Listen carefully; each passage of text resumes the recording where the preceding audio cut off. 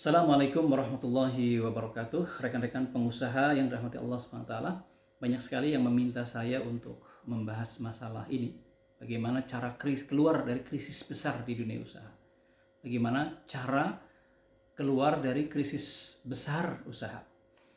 Ya, saya akhirnya memberanikan diri untuk membahas ini karena ada dua hal, ya, dua latar belakang. Pertama, alhamdulillah Allah Subhanahu Wa Taala, qadarullah, memberikan saya amanah di bidang media, pertelevisian darat dan satelit, yang mana itu bidang yang dimasuki oleh tidak banyak orang lah, bisa dihitung dengan jari siapa yang masuk ke dunia televisi, apalagi terestrial gitu.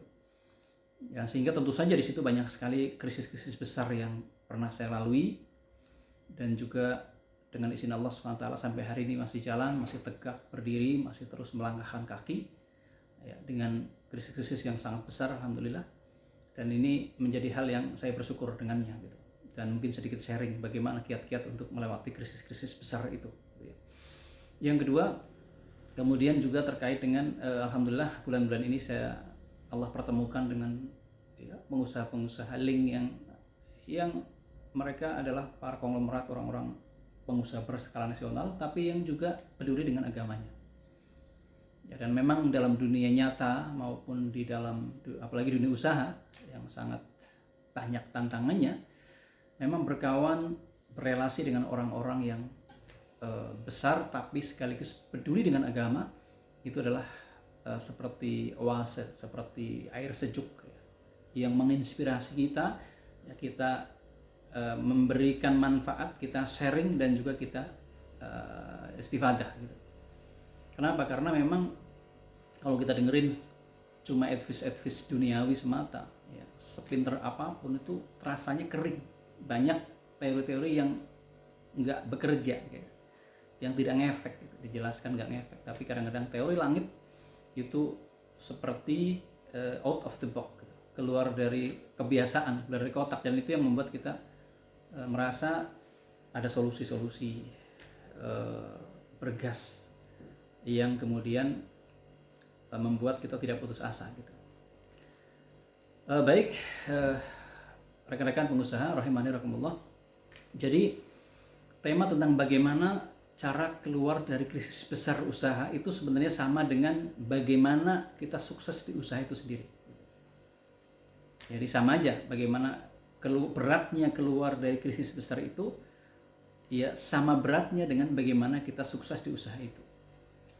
Artinya orang yang bisa keluar dari krisis, ya dia akan sukses biidznillah ta'ala. Sehingga tema ini sangat-sangat penting, sangat relevan.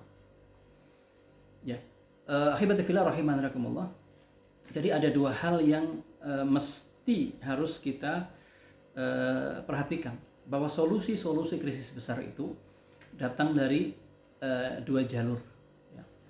Yang pertama tentu saja jalur langit, dan yang kedua jalur bumi. Ya. Ya.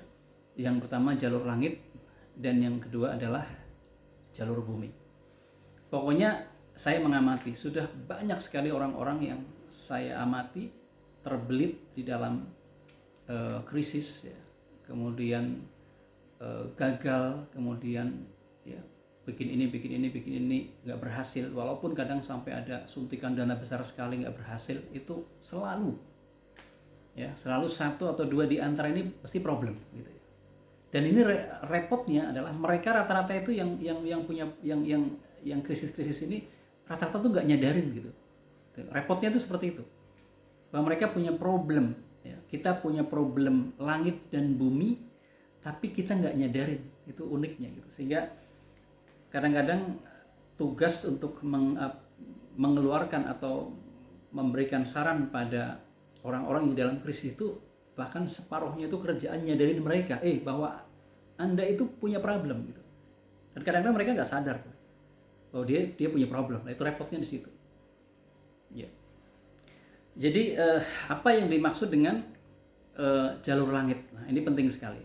Ya. Saya akan sedikit memberikan gambaran, ya, bahwa salah seorang pengusaha, masya Allah, ya, dia miliarder, kemudian dia konglomerat lah, ya, yang pada level nasional, dan dia mengatakan begini, ini tentang pentingnya jalur langit gitu.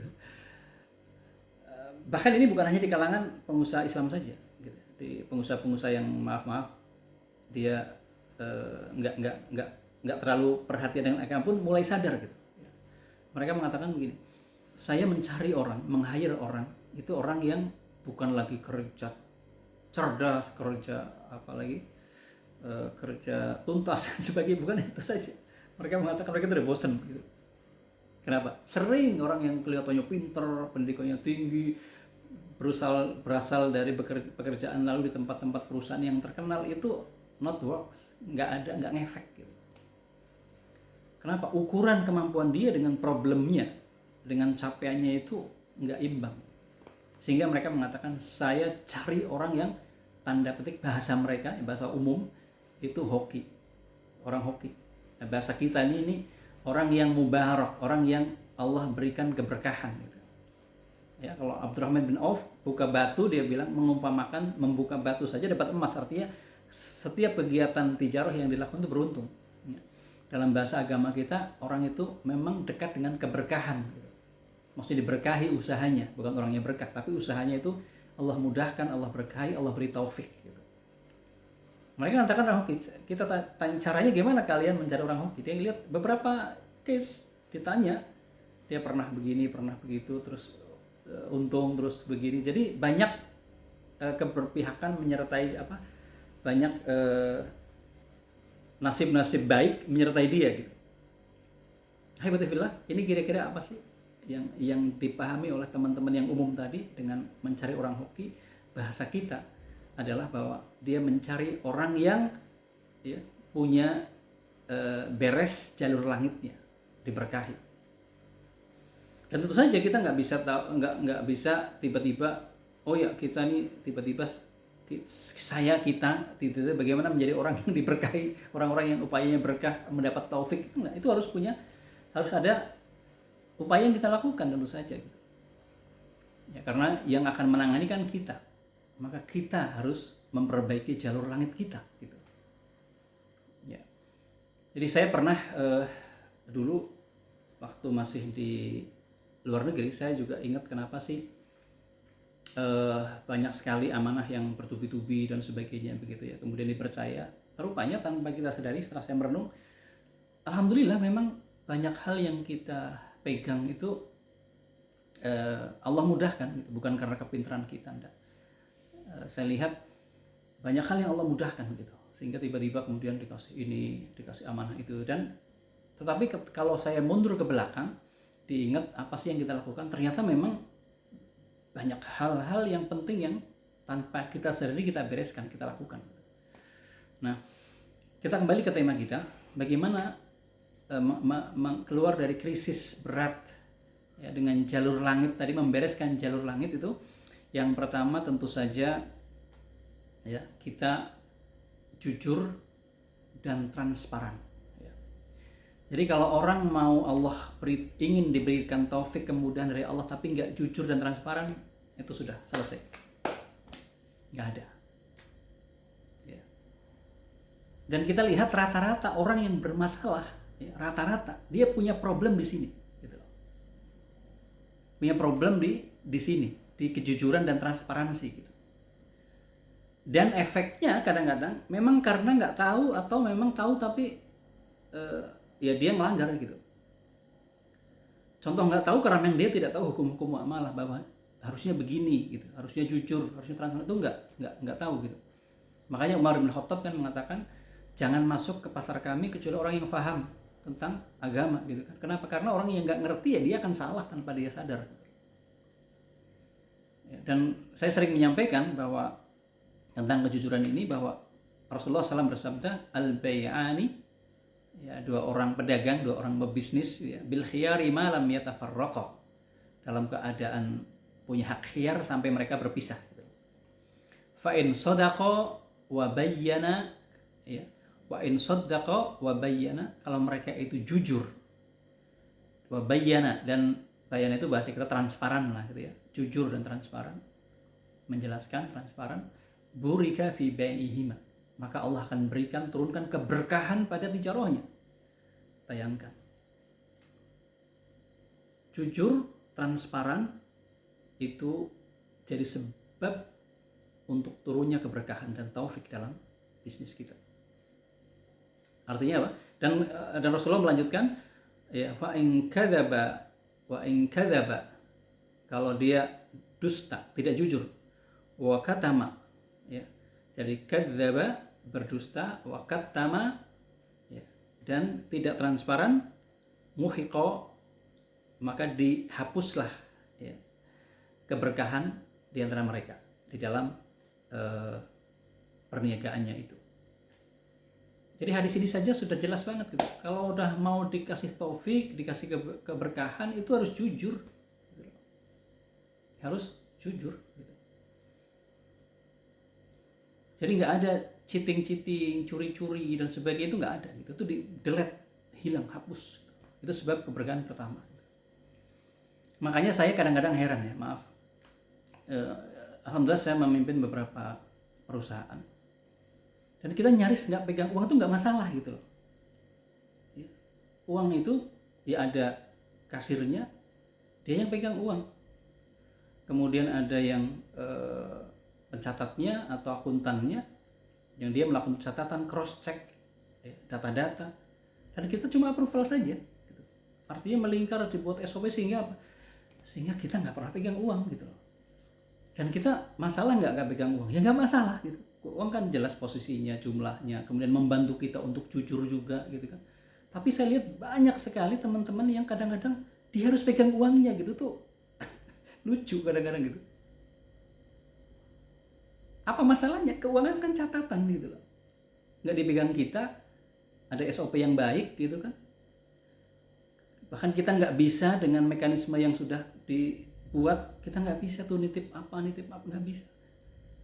Jadi akhirnya apa? Perusahaan itu sudah fokus. Tapi yang orang-orang yang potensi gagalnya besar biasanya nggak begitu.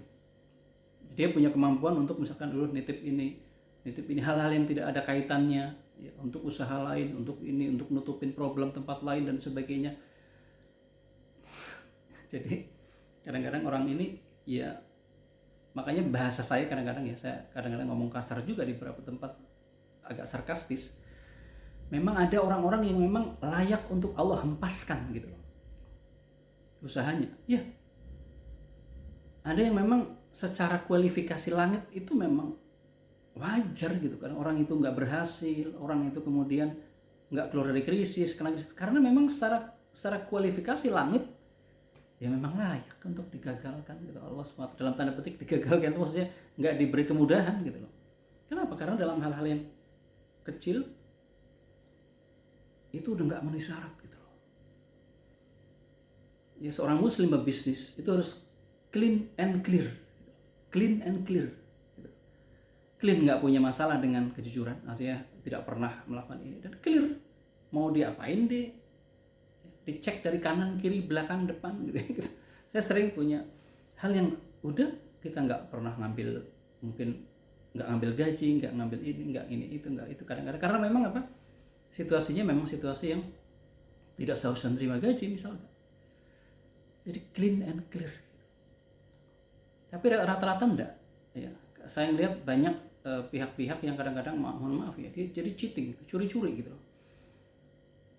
Ya, baik untuk dirinya maupun untuk usahanya yang lain gitu. Nah ini repot.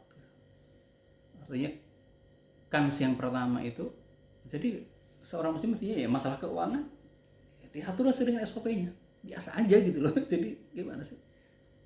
Nggak pegang uang bukan berarti kemudian kita menjadi direktur, menjadi apa, komisaris, menjadi ini semuanya kita pegang, enggak juga. Bahkan kita di owner usaha sendiri pun kita kadang-kadang nggak perlu pegang uang gitu. Uang itu ada tempatnya, kasir, ada akunting, jadi terukur semua gitu. Tapi ada orang yang kemudian harus pegang gitu. Ini udah lucu banget gitu, menurut saya itu lucu, dan memang bukan orang-orang yang punya kans untuk Allah berikan kemudahan. Dan ini repotnya, banyak orang yang dia nggak sadar, repot gitu. Jadi kalau ingin keluar dari krisis, pertama beresin ini dulu, jalur langitnya beresin dulu ini. Bahwa kita itu jadi orang yang jujur, clean and clear, dan gak ada cheating. Ini uang siapa? Uang orang, ini uang kita, uang ini, uang itu. Sudah, selesai. Gitu. Dan ini kita harus sadari gitu. Kemudian yang kedua, hibatifillah rahimakumullah, yang penting banget, ya menurut saya paling penting ini. Orang-orang yang Allah mudahkan diberikan taufik keluar dari krisis, ya. Keluar ini bisa banyak ininya ya, banyak bentuknya. Ada yang memang Allah berikan uang, Allah berikan keuntungan, Allah berikan selesaikan masalahnya gitu, banyak ya. Tapi yang kedua, karakter yang kedua, yang ini merupakan jalur langit adalah mas'uliyah, punya tanggung jawab full terhadap apa yang sedang dia emban gitu. Dan kita tahu bahwa Rasulullah SAW bersabda dalam sebuah hadis Hasan riwayat Ibnu Majah, bahwasanya ma min muslimin, tidaklah seorang muslim ya yadanu dainan, ya, kemudian dia punya kaitan ya, hutang piutang dan sebagainya, punya beban-beban gitu ya, ya'lamullahu minhu, yang mana Allah tahu bahwasanya dia yuridu adaahu, ya, yang Allah tahu bahwa dia pengen menyelesaikannya, punya tanggung jawab besar gitu ya, walaupun mungkin krisisnya segunung ya, hutangnya sebanyak apa, tapi dia punya keseriusan untuk menyelesaikannya, ya illa addahu Allahu anhu fid dunya, kecuali Allah akan selesaikan di dunia. Bayangin. Jadi apa yang kedua? Tanggung jawab besar. Dan ini tidak banyak orang yang punya. Hanya kualifikasi orang-orang yang memang berjiwa besar. Tanggung jawab gitu. Jadi apalagi kadang melibatkan pihak lain, melibatkan mitra, melibatkan orang lain. Jadi saya amati karakternya sama, orang-orang yang susah berhasil ya, itu rata-rata tuh sama gitu loh. Jadi santai, kayak nggak punya kewajiban, kayak nggak. Padahal apa? Padahal betul-betul dia dalam keadaan yang harus mempertanggungjawabkan itu. Ya, maka jiwa tanggung jawab ini Allah Subhanahu Wa Taala hargai. Sehingga Rasulullah SAW mengatakan orang yang betul-betul ingin menunaikan itu Allah yang akan selesaikan di dunia. Allah akan tunaikan di dunia. Masalahnya sekarang seberapa besar rasa tanggung jawab kita? Udah hal-hal yang kadang-kadang, apalagi yang nggak terlalu berkait dengan kita gitu loh, yang kaitan dengan kita langsung, kadang-kadang kita tuh ya, udah lagi krisis, kita harus punya mengembalikan ke banyak orang, kitanya tuh santai. Saya kadang-kadang nggak ngerti, saya nggak punya bahasa kadang-kadang menggambarkan orang-orang seperti itu. Ya, saya pernah punya sebuah proyek yang itu akhirnya diambil alih sama ya pihak yang berhubungan langsung lah dengan mitra kita gitu ya. Kita alhamdulillah punya banyak proyek dan salah satu proyek diambil. Kita katakan sampai sekarang masih ada juga beberapa proyek kecil gitu ya. Bahkan dulu ada yang agak besar. Ketika diambil oleh orang itu, karena apa? Karena memang tujuannya bagaimana agar itu selesai krisis, dana kembali, itu kita ya, dengan sepenuh hati, sepenuh jiwa, walaupun saya bukan penanggung jawab, kita bantu, kita sukseskan, kita ikutan. Kenapa? Karena hadaf kita sama, bagaimana kita melepaskan pertanggungjawaban di hadapan Allah nanti. Jadi ya, saya pernah punya relasi orang dari luar, kemudian dia berinvestasi di Indonesia ya, dan kemudian karena memang ada keadaan-keadaan sulit, kemudian akhirnya saya diambil alih oleh dia aset-asetnya. Saya rasa nggak masalah dan kita ikut bantu gitu dengan sepenuh jiwa, dengan sepenuh, tanpa gaji, tanpa apa. Kenapa? Karena kita tipikalnya orang yang tanggung jawab gitu. Dan ini luar biasa, ini taufik dari Allah SWT kadang-kadang. Makanya kadang-kadang ya, terus terang ya, karakter yang baik itu juga bagian dari hidayah gitu. Kadang-kadang coba kita teriak-teriak ya, antum menasihati orang bagaimana, banyak orang yang nggak ngerti. Kenapa? Karena Allah berfirman, wa ma yulaqqaha illa alladziina sabaru wa ma yulaqqaha illa dzu hazzin adzim. Dalam perkara urusan akhlak baik itu Allah memberikannya kepada orang-orang yang sabar, dan Allah memberikannya pada orang yang punya keberuntungan yang besar. Jadi juga perkara hidayah. Tapi masalahnya adalah tadi, kita bukan hanya membicarakan bagaimana kita keluar dari krisis, tapi bagaimana kita juga sukses. Ini pembahasan yang sering nempel gitu. Kalau kita bisa keluar dari krisis, ya kita bisa sukses. Kalau kita nggak bisa keluar dari krisis ya nggak bakal sukses juga gitu loh, maksudnya gitu. Sehingga ini mengikat, pembicaraan ini mengikat kita semua gitu. Jadi responsibility, sikap tanggung jawab ini dalam keluarga. Ada orang yang istrinya 4 beres semua gitu. Kenapa? Karena tanggung jawabnya bagus. Ada orang istri 1 kacau balau gitu kan. Karena tanggung jawabnya kecil gitu. Jadi ini masalahnya masalah seberapa besar kita punya tanggung jawab. Dan ingat orang yang punya rasa tanggung jawab tinggi untuk menyelesaikan sesuatu, maka Allah Subhanahu wa taala akan membantunya menyelesaikannya di dunia gitu. Kemudian yang berikutnya, ini sebenarnya banyak ya, tapi saya waktunya sedikit. Maksiat ya. Yang ketiga adalah jauhi maksiat. Maksiat ini bagi semua muslim, baik pengusaha maupun bukan, ini sama-sama nggak boleh ya. Cuma maksudnya efeknya itu beda gitu. Beda kalau pengusaha itu boom gitu. Ya, boom langsung begitu ada kemaksiatan. Ya, biasanya saya punya relasi. Dia alhamdulillah punya usaha berkembang langsung apa? Maaf berzina.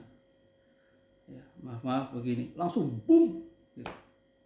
Allah sayang sama dia, ditegur langsung. Gitu. Jadi langsung drop hampir 60% lebih. Itulah efek maksiat bagi pengusaha yang memang Allah masih sayang dia gitu. Ada nggak pengusaha yang maksiat tapi nggak ditegur banyak? Itu istidraj, diulur Allah biar nanti disikat di akhirat gitu. Tapi pengusaha-pengusaha muslim yang Allah masih pedulikan, kadang-kadang maksiat itu langsung efeknya boom gitu. Ada ujian besar. Makanya pengusaha-pengusaha yang paham, mengerti kehidupan ini, mereka nggak macam-macam gitu. Mereka nggak macam-macam. Ya mau nambah ini, ya menikah, kemudian mau begini ya jalur-jalurnya ditempuh gitu. Dan kemaksiatan tentu saja bukan hanya kemaksiatan yang terkait dengan wanita, banyak banget kemaksiatan yang lain yang kita seorang muslim harus menelisik mana sih yang nggak boleh gitu. Karena memang Ali bin Abi Thalib mengatakan ya manuzzila balaun illa bidzanbin. Tidaklah turun bala, turun musibah ujian itu kecuali dengan dzanbin, kecuali dengan dosa. Ya. Wala rufi'a balaun illa bitaubah, dan tidaklah diangkat bala itu dengan taubat. Jadi udah cek kemaksiatan kita. Yang besar, yang kecil, kemaksiatan terkait dengan wanita, kemaksiatan dengan harta, kita ngambil punya orang lain dan sebagainya, itu dicek gitu. Sampai kita usahakan tidak ada kemaksiatan. Kemudian yang berikutnya juga ini termasuk saya sebutkan jalur langit adalah masalah keluarga gitu ya. Jadi rumah tangga konflik, berantem ya, bermasalah dengan istri dan lain sebagainya itu ya itu mengikis keberkahan. Makanya kalau pengen usahanya lancar ya udahlah, jadilah suami yang baik ya, jadilah didiklah keluarga dengan baik-baik sehingga jangan konflik-konflik terus gitu. Karena konflik ini salah satu hal yang akan bisa merusak atau mengurangi keberkahan dari Allah Subhanahu wa taala. Ya masih banyak, tapi ini mungkin 4 hal ini coba kita jaga. Pertama, bagaimana jujur dan transparan. Kemudian yang kedua adalah punya responsibility, tanggung jawab penuh. Karena apa? Karena Allah akan menunaikannya, membantu kita insya Allah. Yang ketiga, jauhi maksiat. Yang keempat adalah keluarga ya, jadilah keluarga yang harmonis. Dan tentu saja yang kelima adalah bagaimana kita taqarrub, mendekatkan diri kepada Allah Subhanahu wa taala gitu.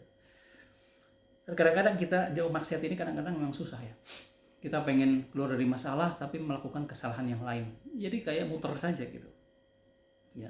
Hingga kita jumpai banyak kawan-kawan yang awalnya kelihatannya oke, usahanya bagus gitu. Tiba-tiba Allah hantakkan di beberapa langkah gitu, berantakan lagi gitu. Jadi nah itu jalur langit. Oke, kemudian jalur yang bumi, cara menyelesaikan krisis jalur bumi. Ya. Ini adalah aspek-aspek teknikal. Ya, aspek teknikal ini juga sama susahnya dengan aspek langit, membutuhkan komitmen. Ya. Tapi saya amati sebenarnya ya, aspek teknikal itu adalah terkait dengan kapabilitas. Saya berkali-kali masuk ke sebuah kegiatan yang sifatnya operasional begitu. Karena apa? Karena memang pada akhirnya gitu ya, kegagalan, ketidakberhasilan itu memang benar-benar nggak profesional gitu, atau nggak capable gitu. Kapabilitas dari sisi teknikal, ya, dari sisi manajemen, dari sisi marketing, dari sisi apapun memang nggak capable gitu. Dan ini butuh pembahasan khusus, ya. Tetapi intinya menyelesaikan problem-problem teknis gitu, problem-problem teknis. Dan ini repotnya juga sering banget orang nggak sadar bahwa dirinya tuh nggak mampu, gitu. Dirinya tuh nggak cukup kemampuannya, ya. Dan saya mengamati sejak dulu merintis televisi, ya, sampai kemudian kita masuk di beberapa usaha, itu nyaris kondisinya sama. Kita nggak bisa ngandelin orang lain, rata-rata begitu. Orang-orang yang kita hire kadang-kadang, ya, kalau nemu alhamdulillah, ya. Tetapi rata-rata orang yang punya kapabilitas juga mereka udah punya bisnis sendiri gitu. Disinilah problemnya. Sehingga akhirnya problem ini bisa diatasi dengan, ya, kita akhirnya learning by doing, tapi benar-benar merokis gitu, betul-betul kita fokus gitu. Dan rata-rata orang-orang yang gagal, orang yang sukar keluar dari krisis, itu dia melakukan pendelegasian tugas kecepatan gitu. Sudah nyari orangnya kurang tepat, langsung orangnya itu nggak perhatian gitu. Nah itu komplit lah gitu, ya. Tapi masalah teknis, masalah jalur bumi ini sebenarnya rata-rata para pengusaha paham, ya. Tapi tinggal bagaimana masing-masing menyelesaikannya, bagaimana kemudian dia menunjuk orang yang tepat. Dan ini tidak gampang karena mencari kadang juga nggak nemu, kadang nggak ada, ya. Kemudian bagaimana disiplin untuk kemudian kita memutabaah, ya, fokus memutabaah, memantau, mengontrol. Rata-rata orang-orang yang kurang berhasil kontrolingnya lemah gitu. Jadi misalkan penjualan target sekian, ya, sebulan sekian, itu nggak dicek sampai tiba-tiba udah sebulan nggak berhasil. Dan ini aspek-aspek yang secara teknis bisa diterangkan di tempat yang lain, tapi pada akhirnya adalah kalau pengalaman kita, ya, orang bisa kita cari tapi kadang-kadang belum nemu, sehingga pada akhirnya apa, kita sebagai owner, sebagai pimpinan, sebagai komisaris, sebagai direktur, pada akhirnya memang, ya, harus ketika kita masuk ke sebuah bisnis, ya kita harus bisa gitu, sebagaimana prinsip-prinsip Utsman bin Affan dikatakan kuntu u'alij, jadi beliau turun langsung dan menyelesaikan problemnya, memang punya kapabilitas gitu.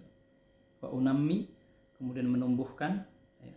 Jadi dengan pengetahuannya, dengan kredibilitasnya, dengan kapabilitasnya, setelah dia yu'alij, turun mengerti, menyelesaikan masalahnya dengan kemampuan dia, jadi dia paling pintar dibanding anak-anak buahnya gitu, dalam urusan yang general. Kemudian dia yang mengembangkannya, ya.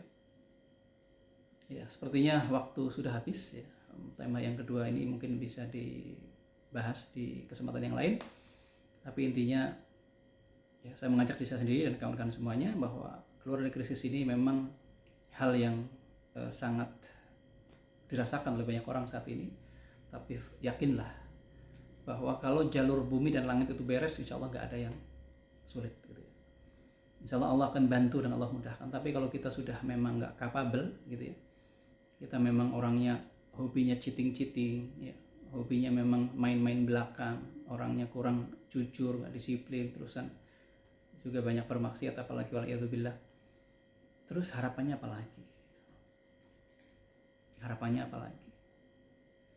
Dan sebagai penutup, jadikanlah momen krisis ini menjadi ujian kapabilitas kita semua. Kalau ditanya orang, apa sih masterpiece Anda, gitu, masyru' najih Anda, proyek besar Anda yang Anda dengan itu akan dikenang, maka jadikan itu sebagai proyeknya. Karena rata-rata, ya, kalau saya tanya orang kena krisis gini krisis, saya tanya, Anda pernah punya apa dalam hidup Anda yang besar? Rata-rata belum punya. Ya, maka orang yang Allah mudahkan untuk, ya, beres jalur langit buminya, kemudian itu salah satunya memang dia punya masterpiece, masyru' najih, proyek besar yang dengannya orang akan kenal dia, akan menjadi apa representasi bahwa si fulan, kita disebut namanya si fulan, oh masya Allah orang itu punya ini gitu, itu masterpiece. Tapi kalau kita nggak segera punya, ya bahaya dan gimana mau keluar gitu. Makanya krisis ini jadikan ambil hikmahnya. Dan alhamdulillah kita dengan ya segala keterbatasannya ngerasain bagaimana kemudian kita punya masterpiece itu. Ya ketika kita keluar negeri, banyak orang yang kita nggak kenal siapa dia, tapi masya Allah orang kemudian mengatakan, oh anda si fulan, anda si fulan. Teman-teman di luar negeri sedang ada acara, dia kabari, oh masya Allah anda terkenal di sana, anda. Itu adalah bentuk kecil dari masterpiece. Ya. Sekarang apa masterpiece anda? Dan jadikan proyek ini, masyru' ini, ya apa yang sedang terjadi krisis pada kita saat-saat ini, ya, yang menimpa anda, jadikan itu sebagai sarana untuk menjadi masterpiece anda. Selesaikan, ya, kemudian bantu wujudkan, ya, dengan sehingga dengan itu kemudian kita selesai dari krisis ini. Dan tinggalkan semua paradigma lama tadi, ya, paradigma yang nggak jujur, paradigma cheating, paradigma harus pegang uang dan sebagainya. Itu paradigma kuno yang usang yang harus ditinggalkan. Dan para pengusaha-pengusaha yang diberkahi, orang yang berkah adalah pengusaha yang clear, ya, dia fokus pada tujuan, ya, dia fokus pada hadaf making profit, mencetak keuntungan yang dengannya semua pihak akan mendapatkan manfaatnya, ya. Dan bukan orang-orang yang kemudian dalam tanda petik mengerjain gitu ya. Saya sering menjumpai ada orang-orang yang sangat gagal sampai masuk penjara dan sebagainya, itu dia itu bukan nyuksesan proyek ya kadang-kadang, tapi malah meng-markup, kemudian masukin hal yang harusnya nggak dimasukin dan sebagainya. Akhirnya sudahlah, keberkahan jauh dari hidupnya dan pada akhirnya akan tidak dipakai dimanapun. Ya, bismillah, semangat, jadikan itu masterpiece anda, ya, masterpiece kita, dan semoga kita bereskan jalur langit, jalur bumi, maka insya Allah kita akan keluar dari krisis. Dan ini saja baru pembukaan setengah jam, dan semoga dilanjutkan di kesempatan yang lain. Assalamualaikum warahmatullahi wabarakatuh.